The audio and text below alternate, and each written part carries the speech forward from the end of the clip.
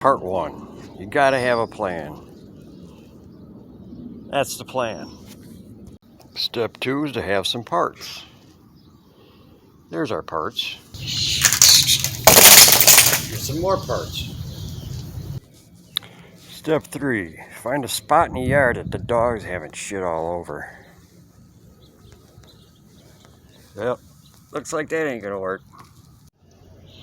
Now that we've found a dog shit free zone. So unfortunately we couldn't find a spot in the yard after all. So logically we're going to borrow the neighbor's garage.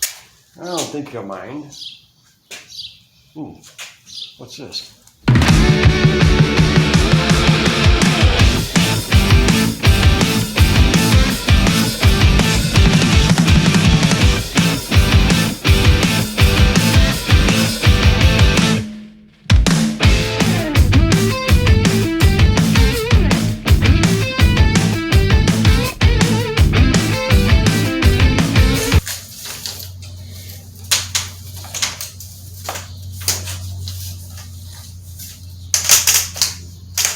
Shit, is that a car door?